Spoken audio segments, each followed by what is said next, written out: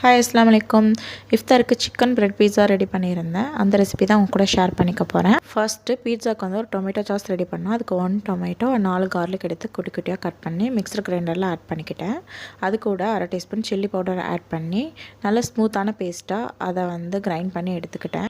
இப்போ கடாயில் ட்ரான்ஸ்ஃபர் பண்ணிக்கலாம். பாயில் பண்ண விட்டுருங்க. பாயில் ஆனதுமே 1/2 teaspoon salt 1/2 teaspoon pepper add பண்ணி நல்லா மிக்ஸ் பண்ணி விட்டுறலாம். மிக்ஸ் ஆனதுக்கப்புறம் டொமேட்டோ கெச்சப் கொஞ்சம் ஆட் பண்ணிவிட்டு நல்லா மிக்ஸ் பண்ணிவிட்டு அதை வந்து ஒரு பவுலில் ட்ரான்ஸ்ஃபர் பண்ணி எடுத்துக்கலாம். நெக்ஸ்ட்டு கொஞ்சம் சிக்கன் வந்து குட்டி குட்டியாக கட் பண்ணி அதை வந்து மேரினேஷன் பண்ணி வச்சுருந்த சிக்கன் மசாலாலாம் ஆட் பண்ணி அதை வந்து கொஞ்சம் ஃப்ரை பண்ணி எடுத்துக்கலாம். கொஞ்சமாக ஆயில் ஆட் பண்ணி அதை ஸ்ப்ரெட் பண்ணிவிட்டு சிக்கன் ஆட் பண்ணி அதை வந்து ஃப்ரை பண்ணிக்கிட்டேன். அதுவும் ரெடி ஆயிடுச்சு. அதையும் ஒரு பவுலில் ட்ரான்ஸ்ஃபர் பண்ணி வச்சிடலாம். தென் கொஞ்சம் வெஜிடபிள் ஆட் பண்ணுறதுக்கு onion and tomato and sweet corn எடுத்திருக்கேன். ஆனியன் அண்ட் டொமேட்டோ வந்து ஸ்கொயர் ஷேப்பில் கட் பண்ணி வச்சுருக்கேன். அண்ட் ப்ரெட் பீட்ஸா பண்ணுறதுக்கு நான் ப்ரௌன் ப்ரெட் தான் எடுத்திருக்கேன். ப்ரௌன் ப்ரெட்டில் எடுத்துகிட்டு அந்த கார்னரில் உள்ளதெல்லாம் கட் பண்ணி வச்சுருங்க. கட் பண்ணிவிட்டு நம்ம ரெடி பண்ண சாஸை வந்து இது மேலே அப்ளை பண்ணிக்கலாம்.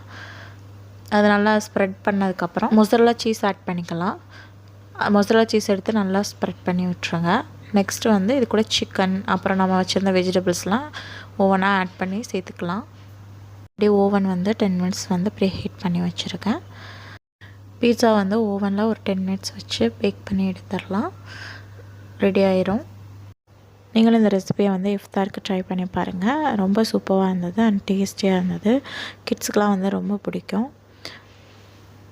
நெக்ஸ்ட் வீடியோவில் மீட் பண்ணுறேன். ஓகே, பாய்.